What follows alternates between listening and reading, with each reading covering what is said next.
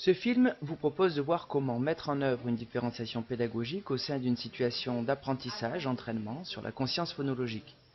Nous rappelons que nous sommes au milieu de la deuxième semaine de classe, donc très proche de la rentrée, et que l'enseignante a précédemment évalué ses élèves sur la notion citée. Il en était ressorti que dans la capacité à identifier les syllabes communes à plusieurs mots, comme dans la capacité à repérer les éléments communs dans des mots, que ce soit syllabes ou phonèmes, les élèves avaient des besoins très différents. L'enseignante a donc établi une progressivité des apprentissages partant de l'identification des sons, puis des syllabes et enfin des phonèmes. Son idée est de proposer une tâche permettant aux élèves d'avancer à leur rythme et à chacun de développer une conscience phonologique de plus en plus fine. L'enseignante a choisi une activité support basée sur le tri de mots, pour ce moment de l'année encore présenté sous forme d'image, appelée « J'entends, je n'entends pas ».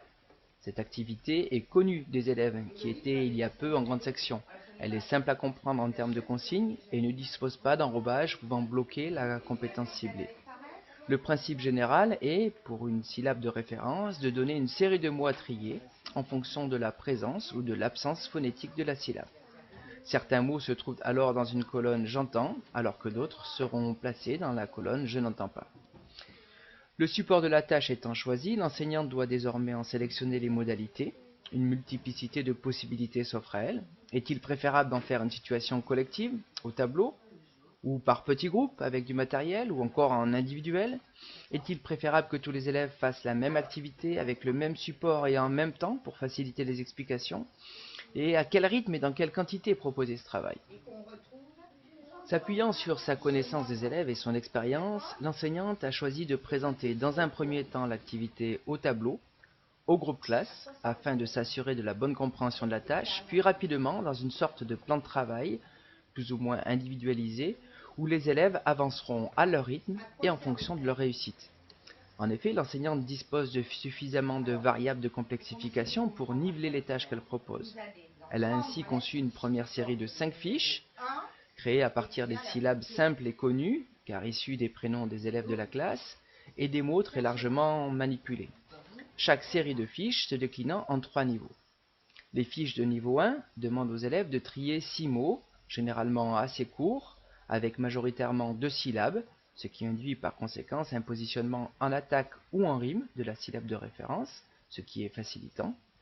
Les exemples non ou mots qui figureront dans la colonne « je n'entends pas » étant bien distincts phonétiquement des exemples « oui » qui, eux, figureront dans la colonne « j'entends ». Pour ce premier niveau, les mots sont accompagnés de 15 syllabes qu'une partie des élèves utilise pour mieux les distinguer. Dans les fiches de niveau 2, ces 15 syllabes ne figurent plus.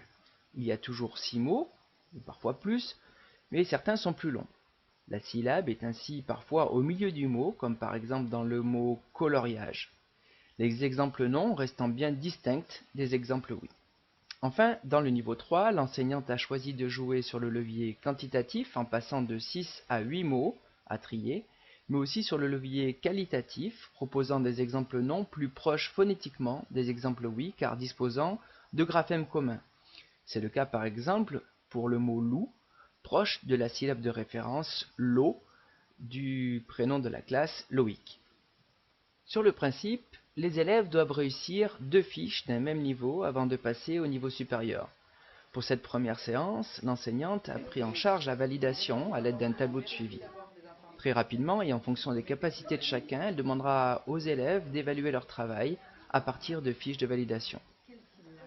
L'enseignante se garde en réserve la possibilité de simplifier encore davantage la tâche en proposant à la place de syllabes la reconnaissance de sons voyelles, ce qu'on voit qu'elle est amenée à faire et à mettre en œuvre avec une élève qui se trouvait en difficulté avec les syllabes.